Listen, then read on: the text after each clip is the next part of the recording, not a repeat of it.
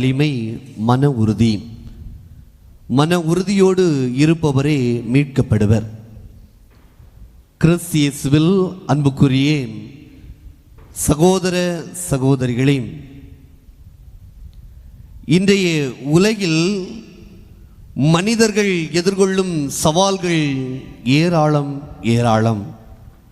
தோல்வி, அவமானம், பயம், அழுத்தம் இவையெல்லாம் நம்மை மனதளவிலே உடைக்க முயல்கின்றது. இத்தகைய நிலையிலிருந்து நம்மை எல்லா விதங்களிலும் தளராமல் நிறுத்தி வைப்பது ஒன்றே, அதுதான் மன உறுதி. மன உறுதி என்பது என்ன என்று சிந்திக்கின்ற வேளையிலே, இது உடல் அளவில் வெளிப்படுவதல்ல, அல்லது பணம், பதவி, பொருள் இவற்றிலே தென்படுவதல்ல. மாறாக எந்த சூழலிலும் தளராத எண்ணத்தை கொண்டு இருக்கக்கூடியதாக இருக்கிறது. எந்த சூழலிலும் தளராத துணிவோடு செயல்படுவதை இது குறிக்கிறது. இந்த மன உறுதியோடு செயல்படக்கூடியவர்கள் பல விதங்களிலே தங்களுடைய வாழ்க்கையை ஒரு வரலாறாக மாற்றிக்கொள்கின்றார்கள். மன உறுதியோடு செயல்படக்கூடியவர்கள் தங்களுடைய வாழ்க்கையிலே எல்லா விதமான மாற்றத்திற்கான ஒரு அடையாளமாகவும் செயல்படுகிறார்கள் என்பதிலே எந்தவித சந்தேகமில்லை. இப்படி மன உறுதியை கொள்ளக்கூடியவர்கள் தோல்வி அடைந்தாலும் அதை கற்றுக்கொள்ளக்கூடிய பண்பை பெற்றிருப்பர். தோல்வி அடைந்தாலும் இந்த தோல்வியிலிருந்து அவர்கள் அனுபவத்தை பெற்று இந்த தோல்வி அடுத்த நிலையிலே அவர்கள் பெறாதவாறு தங்களையே தயாரிக்கக்கூடியவர்களாக இருப்பார்கள். அதே போன்று விமர்சனங்களை பெற்றுக்கொண்டாலும் இந்த விமர்சனங்களை கடந்து நிற்கக்கூடிய விதத்திலே தங்களுடைய அனுபவங்களை மாற்றிக்கொள்ளக்கூடியவர்களாகவும் இருப்பார்கள். சிரமங்கள், வேதனைகள் வந்தாலும் நம்பிக்கையோடு அவர்கள் எந்த ஒரு நிலையிலுமே தளர்வுறாது இந்த நம்பிக்கையின் அடிப்படையிலே தங்களுடைய வாழ்க்கை பயணத்தை கட்டமைக்கக்கூடியவர்களாக இருப்பார்கள். எனவே ஒவ்வொருடைய வாழ்விலும் இந்த மன உறுதி என்பது அடிப்படையாக இருக்க வேண்டும். இந்த மன உறுதி இருக்கக்கூடியவர்கள் தங்களுடைய வாழ்க்கையிலே எல்லா விதமான மகிழ்ச்சியையும் கண்டு கொள்வார்கள் என்பதைத்தான் இன்றைய நாள் வாசகங்களும் நமக்கு எடுத்து சொல்லுகிறது. ஒரு அருமையான ஒரு புத்தகம். உலகத்திலே நாம் பல புத்தகங்களை பார்த்திருக்கிறோம். ஆனால் பல மக்களுடைய வாழ்க்கையை புரட்டி போடக்கூடிய ஒரு உந்து சக்தியாக இருக்கக்கூடிய ஒரு புத்தகம் the old man and the sea என்று சொல்லக்கூடிய புத்தகம். இது உலகளவிலே மிக பெரிய அளவில் பேசப்பட்ட ஒரு புத்தகமாக அமைகிறது. இது ஒரு நாவலாக இருக்கிறது. இது நாவலிலே குறிப்பிடப்படக்கூடிய ஒரு கதாபாத்திரம் ஒரு ஏழை கிழவனும் அவரோடு இணைந்து பணியாற்றிய இளைஞர்களும். இந்த ஏழை கிழவன் என்ன செய்கிறார் என்று பார்க்கின்ற வேளையிலே கடலுக்குள் மீன் பிடிக்க செல்கின்றார். இந்த வயது முதிர்ந்த வேளையிலும் மீன் பிடிக்க செல்கின்றார் என்று சொன்னால் அவருடைய நம்பிக்கையும் மன தைரியமும் எப்படி இருக்கும் என்பதை நாம் உணர்ந்து கொள்ள வேண்டும். இந்த வயதான சூழலிலும் கூட அவர் மீன் பிடிக்க செல்கின்ற வேளையிலே கரையிலே நின்று பல விதங்களிலே அவரை கேலி கூத்திற்கு ஆளாக்கப்படுவார்கள். ஆனாலும் அவை அனைத்துமே கடந்து இந்த பெரியவர் செயல்படுவார். இவர் கடலுக்கு ஒவ்வொரு நாளும் செல்கின்ற வேளையிலே தன்னோடு ஒரு சில இளைஞர்களையும் அழைத்து சொல்வார். கடலுக்குள் சென்று மீன் பிடிக்கின்றார். ஒருவேளை மீன் கிடைக்காமல் போய்விடுகிறது. இப்படி ஒவ்வொரு நாளும் கடலுக்குள் சென்று திரும்பி வரக்கூடிய ஒரு சூழல். இப்படி 84 முறை அவர் கடலுக்குள் சென்று திரும்பி வருகின்றார். மனம் தளரவில்லை. மீண்டுமாக 85வது முறையாக கடலுக்குள் செல்கின்றார். அங்கு ஒரு திமிங்கலத்தை போன்ற ஒரு மிகப்பெரிய மீனை அவர் கண்டு கொள்கின்றார். தான் சென்றதோ ஒரு சிறிய படகாக இருக்கிறது. அவர் கண்டு கொள்ளக்கூடிய அந்த மீன் மெர்லின் என்று சொல்லக்கூடிய மீன்.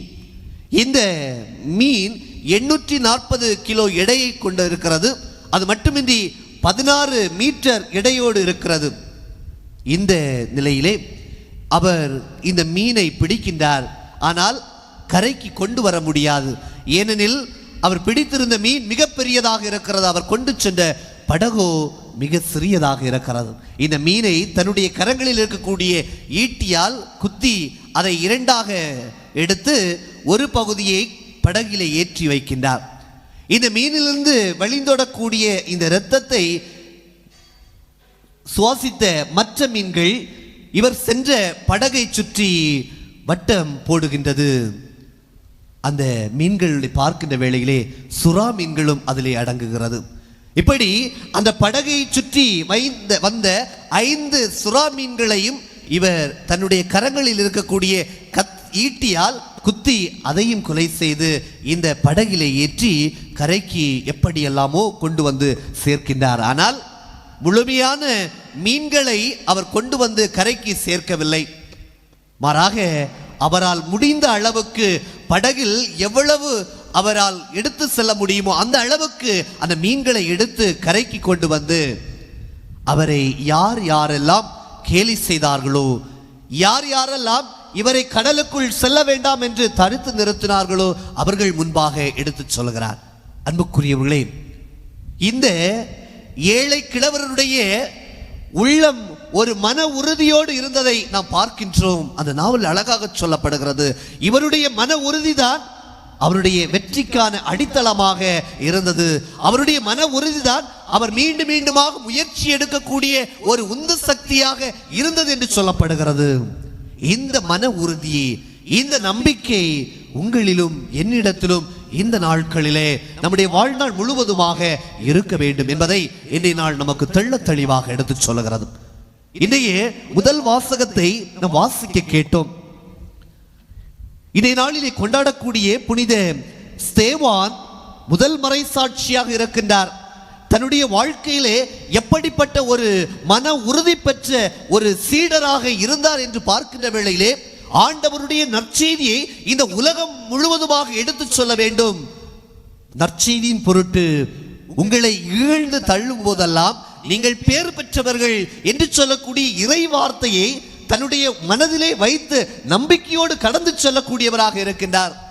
ஒருபோதும் தளர்வுறவில்லை. மீண்டுமாக தன்னுடைய வாழ்க்கையிலே தடைகள் வந்திடினும் அதை கடந்து நிற்கின்றார். எந்த அளவுக்கு என்று பார்க்கிற வேளையிலே கல்லால் எறிந்து கொல்லக்கூடிய அளவுக்கு தன்னுடைய நற்செய்தி பணி அமைந்திருந்தது என்று சொன்னால் அவருடைய மனம் தளராத நம்பிக்கையும் உறுதியும் தான் அவரை எந்நாளுமே ஒரு பேறு பெற்ற நிலைக்கு உயர்த்தி இருக்கிறது என்று சொல்ல முடியும். அந்த அளவுக்கு இந்த புனித தன்னுடைய வாழ்க்கை பயணத்தை கடவுளோடு ஒன்றுபடுத்தி முன்னெடுத்து சென்றார் என்பது குறிப்பிடத்தக்கது, கவனிக்கத்தக்கது. அன்புக்குரியவர்களே, இந்த புனிதரிடத்தில் இருந்த இதே நம்பிக்கை, இதே மன உறுதி நம்முடைய வாழ்க்கையில் பெற்றுக்கொள்ள வேண்டும்.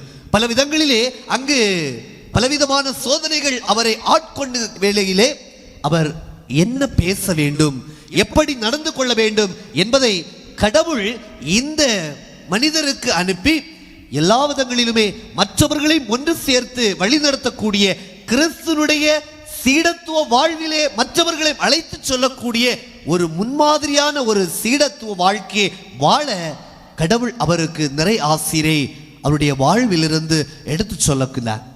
அதே போன்று இன்றைய நற்செய்தியிலும் இத்தகைய ஒரு செய்தியைத்தான் நாம் பார்க்கின்றோம். இறுதி வரை மன உறுதியோடு இருக்கக்கூடியவர்களே கடவுளுடைய சீடராகவும் கடவுளுடைய திட்டத்தை எல்லா விதங்களிலும் எடுத்து சொல்லக்கூடியவர்களாகவும் இருப்பார்கள் என்று நாம் வாசித்தோம். எனவே தான் நாம் பெறக்கூடிய நம்முடைய அனுபவங்கள், நாம் செயல்படக்கூடிய நம்முடைய செயல்பாடுகள் அனைத்துமே பிறரை ஈர்க்கக்கூடியதாக, பிறருடைய வாழ்வுக்கு ஒரு முன்மாதிரியாக இருக்க செய்கிறது என்று சொன்னால் அது அடிப்படையாக இருக்கக்கூடிய நம்முடைய மன உறுதி அல்லது நம்பிக்கை. எனவே இதை நம்முடைய வாழ்க்கையிலே தொடர்ந்து கொள்கிற வேளையிலே நம்முடைய வாழ்க்கை அர்த்தமுள்ளதாக மாறும் என்பதிலே எந்தவித சந்தேகமில்லை.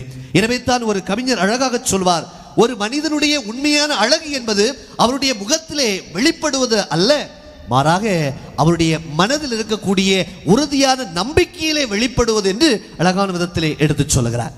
எனவே இந்திய தினத்திலே நாம் கொண்டாடக்கூடிய புனித ஸ்தேவானாக இருக்கலாம், ஏன் நம்முடைய மண்ணிலே பிறந்து ஒரு பேறு பெற்ற நிலைக்கு உயர்த்தப்பட்ட மண்ணின் மறைசாட்சி புனித தேவ சகாயமாக இருக்கலாம். இவர்கள் எல்லாருமே தங்களுடைய வாழ்க்கையிலே மன உறுதியோடு கிறிஸ்துனுடைய பண்புதல்களை பிரதிபலிக்கக்கூடிய உண்மை சீடர்களாக வாழ்ந்தார் என்று சொன்னால் அவருடைய உள்ளத்தில் இருந்த ஆழமான பற்றுறுதி, உறுதி, ஒரு நம்பிக்கை. எனவே இவர்களை பின்பற்றி வாழுகின்ற ஒரு வாழ்க்கை ஒரு அர்த்தமுள்ள ஒரு வாழ்க்கையாக அமைகிறது. இவர்களை பின்பற்றி வாழக்கூடிய ஒரு வாழ்க்கை என்பது நம்முடைய வாழ்க்கையிலே ஒரு நிறைவான மகிழ்ச்சிக்கு இட்டுச் செல்லக்கூடியதாக அமைகிறது. எனவே யதார்த்த சூழலிலே நாம் இவர்களை பின்பற்றி வாழ 2 முக்கியமான செயல்பாடுகளை நம்முடைய வாழ்க்கையில் முன்னெடுத்து செல்ல வேண்டும். ஒன்று, ஆழமான நம்பிக்கையுடைய மனிதர்களாக நம்முடைய வாழ்க்கையை மாற்றிக்கொள்ள வேண்டும். நாம் பல நேரங்களிலே பக்தி முயற்சிகளை செய்கின்றோம், ஆனால் நம்முடைய உள்ளத்தின் ஆழத்திலே ஆழமான வேரூட்டம் பெற்ற நம்பிக்கையிலே நாம் தளர்வுறுகின்றோம். எனவே நம்முடைய உள்ளத்திலே ஆழமான நம்பிக்கை இருக்கிறது என்று சொன்னால் இந்த உள்ளத்திலிருந்து பிறக்கக்கூடிய ஒளி நம்மை ஒளிர்விக்கிறது, மற்றவர்களை ஒளிர்விக்கிறது. இந்த ஒளி ஒரு மன உறுதியான செயல்பாடுகளை முன்னெடுத்து செல்வதற்கு நமக்கு வழிகாட்டுகிறது என்பதை நாம் உணர்ந்து கொள்ள வேண்டும். இரண்டாவதாக, நாம் நிறைவான மனநிலையை பெற்றவர்களாக இருக்க வேண்டும். நம்முடைய வாழ்க்கையிலே நிறைய பெறுவதில் அல்ல ஒரு வாழ்வுடைய அர்த்தம் இன்பம், நிறைவு பெறுவதில் தான் வாழ்வினுடைய அர்த்தம் இன்பம் இருக்கிறது என்பதை உணர்ந்து செயலாற்றக்கூடியவர்களாக இருக்க வேண்டும். நம்முடைய வாழ்க்கையிலே பலவிதமான பொருட்கள் நாம் பெற்றிருக்க கூடும், நம்முடைய வாழ்க்கையிலே எல்லா விதமான செல்வங்களும் நாம் பெற்றிருக்க கூடும், ஆனால் நிறைவில்லையேல் ஒருவருடைய மனிதனுடைய வாழ்க்கையிலே ஒரு மகிழ்ச்சி இல்லை, ஒருவருடைய வாழ்க்கை பயணத்தை நம்பிக்கையோடு முன்னெடுக்க முடியவில்லை. எனவே நிறைவு பெற்ற மனங்கள் இருக்கிறது என்று சொன்னால் அங்கு நிறைவான செயல்பாடுகளை செய்வதற்கும் நிறைவான உறுதியான செயல்பாடுகளை நம்பிக்கையோடு முன்னெடுப்பதற்கும் அது வழிவகுக்கிறது. எனவே நிறைவான மனதிலே பெற்ற மனிதர்களாகும் நம்முடைய வாழ்க்கை பயணத்தை முன்னெடுக்க வேண்டும். இந்த 2 பண்புகளுமே இத்தகைய புனிதர்களை நாமும் பிரதிபலித்து வாழவும் இந்த புனிதர்கள் பால் நாமும் சாட்சியம் பகரக்கூடிய மக்களாக மனங்களை பெறக்கூடியவர்களாக இருக்க முடியும் என்பதை இன்றைய நாள் நமக்கு தெளிவாக எடுத்துச் சொல்கிறது. நம்முடைய வாழ்க்கையிலே பலவிதமான காயங்கள், கவலைகள், வேதனைகள், நம்பிக்கை சோர்ந்த வேளைகள் எல்லாம் கடவுள் நமக்கு சொல்லித்தரக்கூடிய ஒன்றே ஒன்று, நாம் மன உறுதியோடு இருக்க வேண்டும். இந்த மன உறுதி நம்முடைய வாழ்க்கையிலே எல்லா விதமான மீட்புக்கு அடையாளமாக இருக்க முடியும். எனவே நம்முடைய வாழ்க்கையை இறைவனுக்கு உகந்த ஒரு வாழ்க்கையாக மாற்றிக்கொள்ள வேண்டும் என்று சிறப்பான விதத்தில் இந்த பலியிலே ஜெபிப்போம். இறைவன் என்றும் வாழ்த்தப் பெறுவாராக.